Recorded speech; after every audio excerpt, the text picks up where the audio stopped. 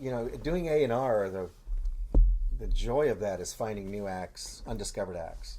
That's all A&R was ever about. So the internet changed that, because before, if you're doing A&R, you would be flying to Cleveland and, all these miscellaneous places. You'd hear about a band from a DJ or something. Now, everything you want to know is on the internet. Just check out their YouTube. Instantly, yeah. Someone is telling me about it on the phone, and I'm listening to music 10 seconds later. So, A&R can be done, mostly from your desk. But that's not fun, and that's not why we got into the business. So, obviously, I go to a lot of festivals and a lot of shows. But due to the nature of record sales dropping so much, the labels really discourage us from taking on new bands. I'm up against that right now. I'm finding out what it's they kind want us of to go after. A sick cycle, because the more people download music for free on Spotify and these people, the places that don't really pay us, then what happens is they start complaining, well, the music sucks, but there's a reason for that, because not young talent can't be developed. Now, I would imagine that there are brands that break through because we see them. Yeah. But it's just harder than it used to be. Yeah, and I still work to develop bands. I mean, Sarah Jaros, I signed when she was 16, and now she's 22 or 23 and doing really well. That's a success for me as an A&R guy. Yeah, and I can tell you about A&R guys. Like, you called me a couple of years ago and asked me to work with the young artist that you were working with, and I was busy that week, and he's never called me again. Answer your phone. Moves quick.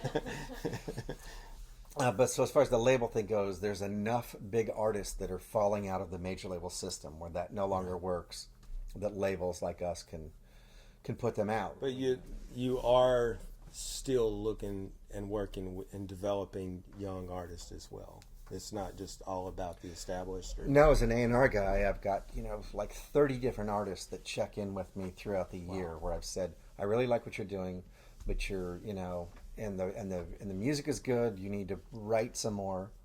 You got to do a lot more dates and start building because we're not going to sign you, and a lot of labels aren't going to sign those young acts until they've become a business that is almost too big for them. So they need a following. They need a following. You got to.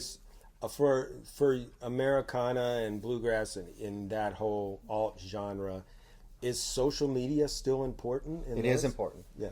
Yeah, Facebook likes them. We sort of check all that, and then if it's a band that we're watching, we'll kind of track it. We'll check in every couple of months and see how the numbers are growing as we see the tour dates expand beyond Akron, Ohio, and getting further and further. Our same thing in Nashville. There's so many artists here.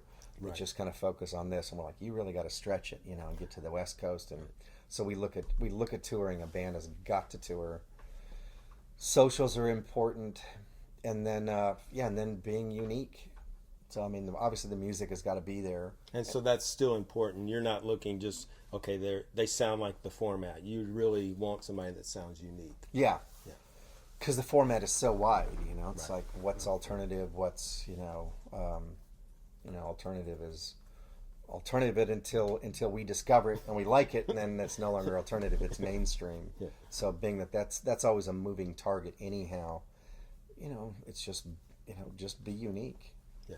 So songs obviously matter. We push songwriting because they don't look for songs. It's like I don't look for outside writers very often, because everybody we sign, most of them write at least 3/4 of the record. So that's part of the genre, is that it's songwriters. But yes, it's really hard that we can't take on. I can take on maybe a baby act every 2 years or something. It's got to be something outstanding. Right. But what we do is they go off and they do a record for 30 Tigers or something like that, and build a base, and they get help putting out a record, and then when the business looks really good, then we jump in and put in a bit. But then everybody is, all the labels are looking at it, but we have to minimize our risks because record labels, because I've only been here 7 years, so I missed all the good stuff, all the heyday. It's hard. It's really hard work now because, Nickel Creek, that record you were playing, we spent $25,000 on that, and that sold like 1.3 million records. But what that did for Sugar Hill at the time was it allowed them to sign a whole bunch of other stuff, Right. and lose money. Record labels have always been able to lose money happily, Well, that's on cool things. Yeah, that's another point where people don't understand when you're downloading free music and labels aren't making money. In the old days, so you'd have a band that sold millions, and then the label head would go, there's this cool guy that's so freaking talented. Yeah. He's only going to sell a couple 100,000 records, but he needs to have a record deal. Yeah, or 500 records, but we love him. You know? And that's what's kind of missing, I think, these days, is that the only people that get signed a lot of times are the sure home run hitters. That everybody's going for the home run, and so a lot of talented people don't get record deals underneath that used to get record deals. Yeah, because maybe they're extremely talented, but they're not driven enough to build a base, build a fan base. And, right. But if they are talented and they go out and build a fan base, then they get noticed. Yeah. So it's kind of like doing it the old-fashioned way of going out, building your fans, putting out great music, and yeah.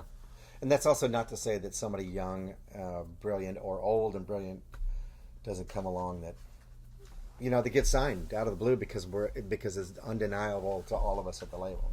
Yeah, it still happens. There's this guy Sturgill. Simpson? Sturgill Simpson. Have you heard him? Oh yeah.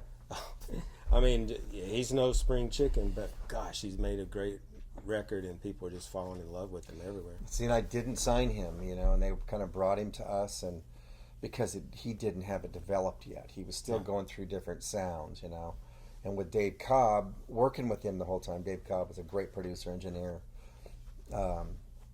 Dave really helped him define that, but it took them a year or two to figure out the sound. But when we saw it, it was like, it's not there yet, it's not.